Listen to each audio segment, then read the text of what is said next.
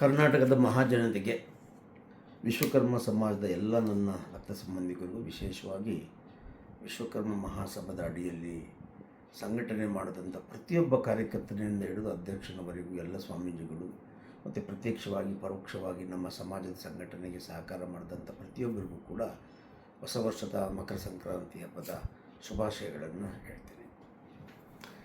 ಇವತ್ತು ಮಕರ ಸಂಕ್ರಾಂತಿ. ಇವತ್ತು ಏನಾದರೂ ಒಂದು ವಿಶೇಷವಾದ ಸುದ್ದಿಯನ್ನು ಸಮಾಜದ ಬಂಧುಗಳಿಗೆ ಹೇಳಬೇಕು. ಈ ಸುದ್ದಿ ಸಮಾಜದ ಬಂಧುಗಳಿಗೆ ಖುಷಿ ತರಬೇಕು. ಇನ್ನು ಹೆಚ್ಚಿನ ಜನಸಂಖ್ಯೆ ಸೇರಿ ಸಂಘಟನೆ ಮಾಡಬೇಕು. ಮಾಡುವಂಥ ಪ್ರತಿ ಕಾರ್ಯಗಳು ಕೂಡ ಸಮಾಜಕ್ಕೆ ಸಲ್ಲಬೇಕು. ಈ ಉದ್ದೇಶದಿಂದ ಒಂದು 5 ವಿಚಾರಗಳನ್ನು ನಿಮ್ಮ ಮುಂದೆ ಈ ಹೊಸ ವರ್ಷದಲ್ಲಿ ಹೇಳೋದಕ್ಕೆ ಬಯಸ್ತೇನೆ. ನಾವು ಬಹಳ ವರ್ಷಗಳಿಂದ ನಿಮಗೆ ಗೊತ್ತಿದೆ, ಪೂರ್ವ, ಪಶ್ಚಿಮ, ಉತ್ತರ, ದಕ್ಷಿಣದಲ್ಲಿರ್ತಕ್ಕಂಥ ನಮ್ಮ ಸಮಾಜದ ಬಂಧುಗಳಲ್ಲಿ ಭಾಳಷ್ಟು ಆಚಾರ ವಿಚಾರ, ಊಟದ ವ್ಯವಸ್ಥೆ ಮತ್ತು ಆ ಸ್ಥಳೀಯ ವಾತಾವರಣಕ್ಕೆ ಸಂಬಂಧಪಟ್ಟಂಥ ಅನೇಕ ರೀತಿಯಲ್ಲಿ ಭಾಳಷ್ಟು ವ್ಯತ್ಯಾಸಗಳಾಗಿತ್ತು. ನಾವು ಮಹಾಸಮ್ಮೇಳನ ಮಾಡಬೇಕು ಅಂದಾಗಲೂ ಕೂಡ ಇದೇ ಸಮಸ್ಯೆ ಬಂದಾಗ ಎಲ್ಲ ಜಿಲ್ಲೆಗಳಲ್ಲಿ ಕೂಡ ಮಹಾಸಮ್ಮೇಳನ ಮಾಡಿದ ನಂತರ ದೊಡ್ಡ ಸಮ್ಮೇಳನವನ್ನು ಬೆಂಗಳೂರಿನಲ್ಲಿ ಮಾಡಬೇಕು ಅನ್ನೋ ತೀರ್ಮಾನ ಮಾಡಿದ್ವಿ. ಅದರಂಗೆ ಎಲ್ಲ ಕಡೆ ಮಾಡಿದ್ವಿ. ಎಲ್ಲರೂ ಒಗ್ಗಟ್ಟಿಂದ ನೀವೆಲ್ಲ ಸೇರಿದ್ರಿ. ಒಂದೊಂದು ಜಿಲ್ಲೆಯಲ್ಲಿರ್ತಕ್ಕಂಥ ನಮ್ಮ ಸಮಾಜದವರ ವ್ಯತ್ಯಾಸಗಳು ಇದು, ನಮ್ಮವ್ರು ಹೀಗಿದ್ದಾರೆ ಅನ್ನೋಂಥ ಭಾವನೆ ಅಲ್ಲಿದ್ದಂಥ ಸಂದರ್ಭದಲ್ಲಿ ಎಲ್ಲರೂ ತಿಳ್ಕೊಂಡ್ರಿ. ಅದಾದ ನಂತರ ನಾವೆಲ್ಲ ಒಂದೇ ಅನ್ನುವಂಥ ವಿಚಾರಕ್ಕೆ ಇವತ್ತು ಸಮಾಜ ಬಂತು. ಇವತ್ತು ಕರ್ನಾಟಕ ರಾಜ್ಯದಲ್ಲಿರ್ತಕ್ಕಂಥ 40 ಲಕ್ಷ ಜನರು ಕೂಡ 5 ಕಸುಬುಗಳನ್ನು ಮಾಡಿದ್ರು ಕೂಡ, ಎಷ್ಟೇ ವ್ಯತ್ಯಾಸಗಳು ನಮ್ಮಲ್ಲಿದ್ದರೂ ಕೂಡ ಆಚಾರ ವಿಚಾರಗಳಲ್ಲಿ ಕೂಡ ನಾವೆಲ್ಲ ವಿಶ್ವಕರ್ಮ ಅನ್ನುವಂಥ ಒಂದು ಹೆಸರಿನಿಂದ ಅದೆಲ್ಲವೂ ಕೂಡ ಸಮಾಜಕ್ಕೆ ಒಂದು ಗೌರವ, ಹೆಮ್ಮೆಯನ್ನು ತಂದುಕೊಟ್ಟಿದೆ. ಇದಕ್ಕೆ ಸಂಘಟನೆಯಲ್ಲಿ ದುಡಿದಂಥ ಪ್ರತಿಯೊಬ್ಬರಿಗೂ ಕೂಡ ಈ ಸಂದರ್ಭದಲ್ಲಿ ನಾನು ಶುಭಾಶಯಗಳನ್ನು, ಧನ್ಯವಾದಗಳನ್ನು ಹೇಳ್ತೇನೆ. ನಾವು ಪ್ರಾರಂಭದಿಂದ ಇಲ್ಲಿವರೆಗೂ ಕೂಡ ನಮ್ಮ ಸಮಾಜದಲ್ಲಿರ್ತಕ್ಕಂಥ ಎಲ್ಲರನ್ನೂ ಒಂದುಗೂಡಿಸಬೇಕು. ಈ 5 ಕೆಲಸಗಳನ್ನು ಮಾಡೋರನ್ನು ಒಂದುಗೂಡಿಸ್ಬೇಕಂದ್ರೆ ಸಂಬಂಧಗಳ ಬೆಸುಗೆ ಆಗಬೇಕು ಅನ್ನೋ ಉದ್ದೇಶದಿಂದ ನಾನು ವಧುವರರ ಸಮಾವೇಶವನ್ನು ರಾಜ್ಯ ಮಟ್ಟದಲ್ಲಿ ಮಾಡಿದೆ.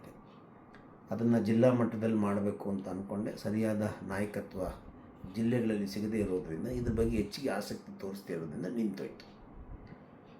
ನಾವು ವಧುವರರ ಸಮಾವೇಶ ಮಾಡಿದಾಗ ಭಾಳಷ್ಟು ಜನ ಸತಿಪತಿಗಳಾದರು. ಇವತ್ತು ಅವರೆಲ್ಲ ಮಕ್ಕಳು, ಮೊಮ್ಮಕ್ಕಳೊಂದಿಗೆ ಒಳ್ಳೆಯ ಜೀವನ ಮಾಡ್ಕೊಂಡು ಬಂದಿದ್ದಾರೆ. ಇದೆಲ್ಲವನ್ನು ಕೂಡ ಆ ಭಗವಂತ ಅವರಿಗೆ ಕೊಟ್ಟಿರುವಂಥ ಒಂದು ಆಶೀರ್ವಾದ ಅಂತ ನಾನು ತಿಳ್ಕೊತೇನೆ. ಇನ್ನು ಎರಡನೇದು, ಈ ಪ್ರತಿಭಾ ಪುರಸ್ಕಾರ. ನಮ್ಮ ಮಕ್ಕಳು, ನಾನು ಹೇಳ್ತೇನೆ, ವಿಶ್ವಕರ್ಮ ಸಮಾಜದ ಯಾವುದೇ ಒಂದು ಹೆಣ್ಣು ಒಂದು ಮಗುವಿಗೆ ಜನ್ಮ ಕೊಟ್ಟರೆ ಹುಟ್ಟೋವಾಗಲೇ ಇಂಜಿನಿಯರ್ ಆಗಿರ್ತಾರೆ. ಆದರೆ ಆ ಇಂಜಿನಿಯರ್ ಆಗಿರ್ತಕ್ಕಂಥ ಮಕ್ಕಳಿಗೆ ಹೆಚ್ಚಿನ ವಿದ್ಯಾಭ್ಯಾಸ ಕೊಟ್ಟು ಪ್ರೋತ್ಸಾಹ ಕೊಟ್ಟರೆ ಅವರು ದೊಡ್ಡ ದೊಡ್ಡ ವ್ಯಕ್ತಿಗಳಾಗ್ತಾರೆ ಅನ್ನೋದಕ್ಕೋಸ್ಕರ ಪ್ರತಿಭಾ ಪುರಸ್ಕಾರಗಳನ್ನು ಕೂಡ ನಾನು ಮಾಡ್ತಾ ಬಂದೆ. ಭಾಳಷ್ಟು ಖುಷಿ ಆಗ್ತಾಯಿತ್ತು ಆ ಕಾರ್ಯಕ್ರಮಗಳಲ್ಲಿ ಭಾಗವಹಿಸೋದಕ್ಕೆ. ಇಡೀ ರಾಜ್ಯದಿಂದ ಬಂದಂಥ ಮಕ್ಕಳು, ಎಲ್ಲ ಸಮಾಜದವರು, ಅವ್ರ ತಂದೆ ತಾಯಿಗಳು, ಭಾಳಷ್ಟು ಖುಷಿಯಾಯಿತು. ಅದು ಕಾರಣಾಂತರಗಳಿಂದ ವ್ಯಾಪಾರೀಕರಣ ಆಗುತ್ತೆ, ನಿಂತೋಯ್ತು. ಅದ ನಂತರ ಇತ್ತೀಚೆಗೆ ಮತ್ತೆ ಸಂಘಟನೆಗೆ ಬಂದ ನಂತರ ಉತ್ತರ ಕರ್ನಾಟಕಕ್ಕೆ ಹೋದಾಗ ಎಲ್ಲ ಮಟ್ಟದಲ್ಲೂ ಕೂಡ ಉಪನಯನಗಳನ್ನು ಮಾಡ್ತಾರೆ ಉಚಿತವಾಗಿ. ನಮ್ಮ ಮಠಾಧಿಪತಿಗಳು, ಸ್ವಾಮೀಜಿಗಳೆಲ್ಲ ಸೇರಿಕೊಂಡು ಭಾಳ ವಿಶೇಷ. ನಮ್ಮ ಹೋರಾಟ ಏನೇ ಆದ್ರೂ ಕೂಡ, ಯಾವುದೇ ಸವಲತ್ತಿಗೋಸ್ಕರ ನಾವು ಹೋರಾಟ ಮಾಡಿದ್ರು, ನಮ್ಮ ಆಚಾರ ವಿಚಾರ, ನಮ್ಮ ಸಂಸ್ಕಾರವನ್ನು ನಾವು ಮರಿಬಾರ್ದು. ನಮ್ಮ ಸ್ವಾಮೀಜಿಗಳು ಅಲ್ಲಿ ವಾತಾವರಣ ಎಲ್ಲ ನೋಡಿದಾಗ, ಅಲ್ಲಿ ಗ್ರಾಮಾಂತರ ಪ್ರದೇಶದಿಂದ ಮಕ್ಕಳಿಗೆ ಉಚಿತವಾಗಿ ಉಪನಯನ ಮಾಡಿಕೊಟ್ಟಾಗ ನಮ್ಮ ಸಮಾಜದ ಆಚಾರ ವಿಚಾರ, ಸಂಸ್ಕಾರ ಹಾಗೆ ಉಳಿಯೋದಕ್ಕೆ ಬಹಳ ಒಳ್ಳೆಯ ರೀತಿಯಲ್ಲಿ ಸಹಾಯ ಆಗುತ್ತೆ. ಆವಾಗ ನಾನು ಯೋಚನೆ ಮಾಡಿದೆ, ಯಾಕೆ ನಾವು ಮಾಡಬಾರ್ದು? ಬೆಂಗಳೂರಿನಲ್ಲಿ ಬಂದಿರತಕ್ಕಂಥ 90% ಜನ ಹೊಟ್ಟೆಪಾಡ್ಗಾಗಿ ಬಂದಿರೋರು, ತಮ್ಮ ದುಡಿಮೆಯನ್ನೇ ಮೂಲ ಬಂಡವಾಳವಾಗಿಟ್ಟುಕೊಂಡು ಜೀವನ ನಡೆಸ್ತಾ ಇರೋರು. ಎಷ್ಟು ಹೋರಾಟ ಮಾಡ್ತಾ ಇದ್ದಾರೆ ಬದುಕಿಗೆ ನಮ್ಮ ಸಮಾಜದವರು ಅಂತ ಹೇಳಿದ್ರೆ, ನಾನು ಹಾಗಾಗಿ ಹೇಳ್ತೇನೆ, ದೇವರನ್ನು ಮಾಡಿಕೊಡುವಂಥ ನಮ್ಮ ಸಮಾಜ ಇವತ್ತು ಒಂದು 3 ತುತ್ತು ಅನ್ನಕ್ಕೋಸ್ಕರ ಪರದಾಡ್ತಾ ಇರೋ ರೀತಿ ನೋಡಿದ್ರೆ ನಾವು ಸಾಮಾಜಿಕ ನ್ಯಾಯದಿಂದ ಹೊರಗಡೆ ಇದ್ದೇವೆ. ಇದನ್ನು ಬದಲಾಯಿಸಬೇಕು ಅಂತ ಹೇಳಿದ್ರೆ ನಾವು ಮೀಸಲಾತಿಗಳನ್ನು, ಸರ್ಕಾರದ ಸವಲತ್ತುಗಳನ್ನು ತಗೋಬೇಕು ಅಂತ ಹೇಳ್ತೇನೆ. ಹಾಗಾಗಿ ಎಲ್ಲರೂ ಇಲ್ಲಿ ಹೊಟ್ಟೆಪಾಡಿಗೆ ಬಂದಿದ್ದಾರೆ, ಅದರ ವಿಚಾರ ಬೇರೆ. ಆದರೆ ಇಲ್ಲಿನ ಮಕ್ಕಳಿಗೆ ಆ ಉಪನಯನಗಳು ಆಗೋದು ಕಷ್ಟ. ಉದಾಹರಣೆ, ನನ್ನ ಜೀವನದಲ್ಲಿ ನಾನು ಹುಟ್ಟಿದ ಎಂಥ ಸ್ಥಳ ಅಂತ ಕೂಡ, ಕಡು ಬಡತನದಲ್ಲಿ ಒಂದು ಸ್ಲಮ್ನಲ್ಲಿ ಹುಟ್ಟಿದಾಗ ಅಲ್ಲಿ ಜಾತಿನೇ ಇಲ್ಲ, ಬಡತನನೇ ಜಾತಿ. ಊಟನೇ ಮುಖ್ಯ, ಬದುಕೇ ಮುಖ್ಯ ಅಲ್ಲಿ. ಇಲ್ಲಿ ಆಚಾರ ವಿಚಾರ ಅಲ್ಲ, ಅಲ್ಲಿಲ್ಲ. ನನಗೆ 34 ವರ್ಷಕ್ಕೆ ನನಗೆ ಮದುವೆ ಆಗೋ ಸಂದರ್ಭದಲ್ಲಿ ನನಗೆ ಉಪನಯನ ಮದುವೆ ಮಂಟಪದಲ್ಲಿ ಮಾಡಿದ್ರು. ಅಂದರೆ ಅವತ್ತಿನ ಮಟ್ಟಿಗೆ ನಮ್ಮ ಸಮಾಜದ ಒಂದು ಸಂಘಟನೆ ಆಗಲಿ, ನಮ್ಮ ಸಮಾಜದಲ್ಲಿ ಇದ್ದಂಥವರಾಗಲಿ, ಯಾರಾದರೂ ಈ ಥರ ಕೊಳೆಗೇರಿಗಳಲ್ಲಿ ಬದುಕುವಂಥವ್ರು, ನಾವು ಕಡು ಬಡತನದಲ್ಲಿದ್ದಂಥ ಮಕ್ಕಳನ್ನ ಕರ್ಕೊಂಡು ಬಂದು ಅವ್ರಿಗೆ ಉಪನಯನ ಮಾಡುವಂಥ ಸ್ಥಿತಿನಲ್ಲಿ ಅವತ್ತಿರಲಿಲ್ಲ. ಅದಕ್ಕೆ ನಾನು ಇದನ್ನೆಲ್ಲ ನೋಡಿದ ನಂತರ ಯಾಕೆ ನಾವು ಮಾಡಬಾರ್ದು, ಉಚಿತವಾಗಿ ಬೆಂಗಳೂರಿನಲ್ಲಿರ್ತಕ್ಕಂಥ ಎಲ್ಲ ಕಡು ಬಡವರು ನಾವು ಗುರುತಿಸಿ ಸಂಘಟನೆ ಮೂಲಕ ವರ್ಷಕ್ಕೊಂದು ಸಾರಿ ದೊಡ್ಡ ಮಟ್ಟದಲ್ಲಿ ಉಪನಯನ ಒಂದು ಗೌರವದಿಂದ ಎಲ್ಲ ಸ್ವಾಮೀಜಿಗಳನ್ನು, ಬೇರೆ ಬೇರೆ ಸಮಾಜದ ಸ್ವಾಮೀಜಿಗಳನ್ನು ಕರೆದು ನಮ್ಮ ಸ್ವಾಮೀಜಿಗಳ ಸೇರಿಸಿ ನಮ್ಮ ಸಂಸ್ಕಾರ ಇದು ಅಂತ ಯಾಕೆ ತೋರಿಸ್ಬಾರ್ದು ಅಂತ ಒಂದು ನಿಲುವು ತಗೊಂಡು ಒಂದು ನಿರ್ಧಾರ ಮಾಡಿದ್ದೀನಿ. ಪ್ರತಿ ವರ್ಷವೂ ಕೂಡ ಮಹಾಸಭಾದಿಂದ ಉಚಿತ ಉಪನಯನದ ಕಾರ್ಯಕ್ರಮವನ್ನು ಮಾಡಬೇಕು, ಬೆಂಗಳೂರಿನಲ್ಲಿ ಮಾಡ್ತೇವೆ. ಇನ್ನು 4ನೇದು, ಈಗ ನಾವು ಸಂಘಟನೆಗೆ ಬಂದ ನಂತರ ಯಾವಾಗಲೂ ಕೂಡ ಯಾವುದಾದ್ರೂ ಒಂದು ದೊಡ್ಡ ಕಾರ್ಯಕ್ರಮ ನಮ್ಮ ಸಮಾಜಕ್ಕೆ ಆಗಬೇಕು ಅಂದರೆ ನಾವೊಂದು ವಿಶ್ವಕರ್ಮ ಯಾಗ ಅಂತ ಮಾಡ್ತೀವಿ. ವಿಶ್ವಕರ್ಮ ಪೂಜೆ ಮಾಡಿದ್ವಿ ಲಾಸ್ಟ್ ಟೈಮು. ಸಿದ್ದರಾಮಯ್ಯವರು ಬಂದಿದ್ದರು, ಆಗ ಅವರು ಮುಖ್ಯಮಂತ್ರಿ ಆದರು. ಯಡಿಯೂರಪ್ಪ ಬಂದರು, ಅವರು ಮುಖ್ಯಮಂತ್ರಿ ಆದರು. ನಾವು ಪ್ರಾರಂಭ ಮಾಡಿದಾಗಲೂ ಕೂಡ ವಿಶ್ವಕರ್ಮ ಜಯಂತಿ ಆಗ್ಬೋದು, ಅಮರಶಿಲ್ಪಿ ಜಕಣಾಚಾರ್ಯ ಆಗ್ಬೋದು, ಅಭಿವೃದ್ಧಿ ನಿಗಮ ಆಗ್ಬೋದು, ಇದೆಲ್ಲ ಮಾಡೋದಕ್ಕಿಂತ ಮುಂಚೆ ನಾವು ವಿಶ್ವಕರ್ಮನ ಪೂಜೆ ಮಾಡಿಯೇ ನಾವು ಪ್ರಾರಂಭ ಮಾಡ್ತಾಯಿದ್ವಿ. ಅದು ನಿಂತಿತ್ತು. ಈಗ ನಮ್ಮ ಮಕ್ಕಳು, ಹೆಣ್ಣು ಮಕ್ಕಳ ಭವಿಷ್ಯಕ್ಕಾಗಿ ವಿಶೇಷವಾದಂಥ ಒಂದು ಮೀಸಲಾತಿಯನ್ನು ಸರ್ಕಾರದಿಂದ ಪಡೆಯೋದಕ್ಕೆ ಭಾಳಷ್ಟು ಅವಕಾಶಗಳಿದೆ. ಅದನ್ನು ಈಗ ನಾವು ಚರ್ಚೆ ಮಾಡ್ತಾಯಿದ್ದೇವೆ, ಅದರ ಪರಿಶೀಲನೆ ಮಾಡ್ತಾಯಿದ್ದೇವೆ. ನಮ್ಮ ಸಮಾಜಕ್ಕೆ ವಿಶೇಷವಾಗಿ ಒಂದು ಹೆಣ್ಣು ಮಕ್ಕಳು ಓದೋದಕ್ಕೆ, ಮಕ್ಕಳಿಗೋಸ್ಕರ ಒಂದು ಮೀಸಲಾತಿ ಬೇಕು ಅಂತ ಆಲ್ರೆಡಿ ಇದು ನಡೀತಾ ಇದೆ. ಸರ್ವೆ ಕಾರ್ಯ ಅದೇನೋ ನಡೀತಾ ಇದೆ. ಸಂಬಂಧಪಟ್ಟ ಇಲಾಖೆಗಳ ಮೂಲಕ ಮಾಹಿತಿ ತಗೊಂಡು ಇದನ್ನು ಮಾಡ್ತಾಯಿದ್ದೇನೆ.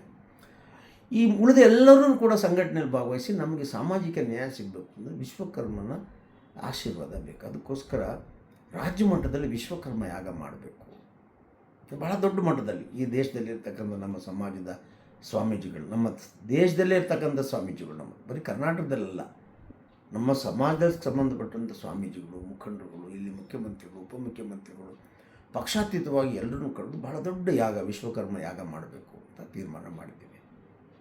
ಅದು ಇಷ್ಟೆಲ್ಲ ದಿನಾಂಕನೂ ಕೂಡ ಹೇಳ್ತೇವೆ. ಇನ್ನು ಉಳಿದಂಗೆ ಎಲ್ಲ ಕಾರ್ಯಕ್ರಮಗಳು ಆದ ನಂತರ ನಾವು ಒಂದು ದೊಡ್ಡ ಹೋರಾಟ ಮಾಡ್ಕೋಬೇಕು. ಅದಕ್ಕೋಸ್ಕರನೇ ಈ ಎಲ್ಲ ಕಾರ್ಯಕ್ರಮಗಳ ಮೂಲಕ ಜಾಗೃತಿಗೊಳಿಸ್ಬೇಕು. ಅದೆಲ್ಲ ಆದ ನಂತರ ನಾವು ಬೀದರ್ ಟು ಬೆಂಗಳೂರವರೆಗೂ ಕೂಡ ಪಾದಯಾತ್ರೆ ಮಾಡಿ ಸರ್ಕಾರದ ಗಮನಕ್ಕೆ ತಂದು ನಮ್ಮ ಸಮಾಜದ ಹೆಣ್ಣುಮಕ್ಕಳಿಗೂ ಕೂಡ, ಬಡ ಮಕ್ಕಳು ಓದಬೇಕು. ಅದಕ್ಕೋಸ್ಕರ ವಿಶೇಷವಾಗಿ ಮಕ್ಕಳಿಗೆ ಉಚಿತ ಶಿಕ್ಷಣ ಸಿಗಬೇಕು. ಆ ಒಂದು ಹೋರಾಟವನ್ನು ಹಮ್ಮಿಕೊಳ್ಳೋದಕ್ಕೆ ಬೀದರ್ ಟು ಬೆಂಗಳೂರು ಪಾದಯಾತ್ರೆ ಮಾಡ್ತೇವೆ. ಇದಕ್ಕೂ ಕೂಡ ಈಗಾಗಲೇ ನಾವು ಆಯ್ಕೆ ಮಾಡ್ತಾಯಿದ್ದೇವೆ. ಈ 5 ಕಾರ್ಯಕ್ರಮಗಳನ್ನು ಮಾಡೋದಕ್ಕೆ ನಾವು 5 ಸಮಿತಿಗಳನ್ನು ಮಾಡ್ತಾಯಿದ್ದೇವೆ. 5 ಸಮಿತಿಗಳಿಗೂ ಕೂಡ ನಾನೀಗ ಒಂದು 15 ದಿವಸದಲ್ಲಿ ಎಲ್ಲರ ಹೆಸರುಗಳನ್ನು ಘೋಷಣೆ ಮಾಡ್ತೇನೆ. ಆಯಾ ಅವರವರ ಅಧ್ಯಕ್ಷತೆಯಲ್ಲಿ ಈ ಕಾರ್ಯಕ್ರಮ ನಡಿಬೇಕು. ಯಾರು ದುಡ್ಡುಗಿಟ್ಟು ಕೊಡೋದು ಬೇಕಾಗಿಲ್ಲ. ನಾನು ಅವತ್ತು ಹೇಳಿದ್ದೇನೆ, ಇವತ್ತು ಹೇಳ್ತಾ ಇದ್ದೇನೆ. ನಿಮಗೆ ಸಮಯ ಇರಬೇಕು, ಬಂದು ಹೋಗೋದಕ್ಕೆ ಬಸ್ಸಿನ ದುಡ್ಡು ಇರಬೇಕು, ನಿಮ್ಮ ಊಟ ನೀವು ಮಾಡ್ಕೊಳೋದಕ್ಕೆ ನಿಮ್ಮ ಹತ್ರ ಹಣ ಇರಬೇಕು. ಇಷ್ಟಿದ್ದರೆ ಸಾಕು, ಉಳಿದಿದ್ದೆಲ್ಲ ನಾನು ಮಾಡ್ತೇನೆ. ಈ 5 ಉಪಸಮಿತಿಗಳಲ್ಲಿ ರಾಜ್ಯಾದ್ಯಂತ ನಮ್ಮ ಸಮಾಜಕ್ಕೋಸ್ಕರ 25 ವರ್ಷಗಳಿಂದ ದುಡಿದಂಥವ್ರನ್ನ ಇದನ್ನು ಸಮಿತಿನಲ್ಲಿ ಸದಸ್ಯರುಗಳನ್ನು ಮಾಡ್ತೇನೆ. ಅವರ ಮುಖಾಂತರನೇ ಈ ಕಾರ್ಯಕ್ರಮ ಆಗೋದು. ಉದಾಹರಣೆ, ವಧುವರರ ಎಲ್ಲ ರಾಜ್ಯದ ಮೂಲೆಗಳಿಗೂ ಈ ವಿಚಾರ ತಲುಪಿಸಬೇಕು, ಎಲ್ಲರೂ ಬಿಡಬೇಕು. ಪ್ರತಿಭಾ ಪುರಸ್ಕಾರ, ಎಲ್ಲ ಮಕ್ಕಳನ್ನೂ ಒಂದೆಡೆ ಸೇರಿಸುವಂಥ ಕಾರ್ಯಕ್ರಮ. ಉಪನಯನ, ಬೆಂಗಳೂರು ಬಿಟ್ಟು ಬೇರೆ ಮಕ್ಕಳು ಬೇರೆ ಜಿಲ್ಲೆಗಳಿಂದ ಬಂದರೂ ಅವ್ರಿಗೂ ಆಗಬೇಕು. ಈ ಎಲ್ಲ ಕಾರ್ಯಕ್ರಮಕ್ಕೂ ಸಮಾಜಕ್ಕೆ ಸಲ್ಲಬೇಕಾಗಿರೋದ್ರಿಂದ ಈ ಉಪಸಮಿತಿಗಳಲ್ಲಿ ರಾಜ್ಯಾದ್ಯಂತ ನಮ್ಮ ಸಮಾಜದ ಮುಖಂಡರುಗಳನ್ನು ಆಯ್ಕೆ ಮಾಡುವಂಥ ಕೆಲಸ ಸೋಮವಾರದಿಂದ ಪ್ರಾರಂಭ ಆಗುತ್ತೆ. ಅದರಿಂದ ದಯಮಾಡಿ ಈಗೆಲ್ಲ ಯಾರೆಲ್ಲ ದುಡಿದಿದ್ದೀರಾ ಅವರೆಲ್ಲರೂ ಕೂಡ ತಮ್ಮ ತಮ್ಮ ಹೆಸರುಗಳನ್ನು ಈ ಸಮಿತಿನಲ್ಲಿ ಹಾಕೋದಕ್ಕೆ ತಾವು ಕೊಡಬೇಕು. ಇದೆಲ್ಲ ಯಾರ್ಯಾರ ಮುಖಾಂತರ ಕೊಡಬೇಕು ಅನ್ನೋದು ಕೂಡ ಇಷ್ಟಲ್ಲೇ ನಿಮಗೆ ಮಾಹಿತಿಯನ್ನು ಕೊಡ್ತೇನೆ. ಭಾಳ ಉದ್ದ ಆಗ್ತಾಯಿತ್ತು ಇದು ಹೇಳೋದಕ್ಕೆ. ಅದರಿಂದ ಎಲ್ಲ ವಿಚಾರಗಳು ನಿಮಗೆ ತಲುಪಿಸಬೇಕು. ಹೊಸ ವರ್ಷದಲ್ಲಿ ನೀವು ಇದರ ಬಗ್ಗೆ ಮಾತಾಡಬೇಕು. ಸಮಾಜಕ್ಕೋಸ್ಕರ ನಾವು ನೀವೆಲ್ಲ ಕೈ ಜೋಡಿಸಬೇಕು. ಈ ಸಮಾಜ ಇನ್ನೂ ಎತ್ತರಕ್ಕೆ ಹೆಮ್ಮೆಯಿಂದ ಗೌರವದಿಂದ ನಮ್ಮ ಇತಿಹಾಸವನ್ನು ಉಳಿಸುವಂಥ ಕೆಲಸ ಆ ವಿಶ್ವಕರ್ಮ ಕಾಳಿಕಾದೇವಿ ಅವ್ರು ಕೊಡಲಿ. ಸಿದ್ದಪ್ಪಾಜಿ, ಮೌನೇಶ್ವರ, ವೀರಬ್ರಹ್ಮೇಂದ್ರ ಸ್ವಾಮಿ, ಕಾಳಿಕಾದೇವಿ ಎಲ್ಲ ಕೊಡಲಿ, ನಮ್ಗೆ ಆಶೀರ್ವಾದ ಮಾಡಲಿ. ಮತ್ತೆ ನಿಮ್ಮೆಲ್ಲರಿಗೂ ಮತ್ತೊಂದು ಸಾರಿ ಹೊಸ ವರ್ಷದ ಮಕರ ಸಂಕ್ರಾಂತಿ ಹಬ್ಬದ ಶುಭಾಶಯಗಳು. ನಮಸ್ಕಾರ.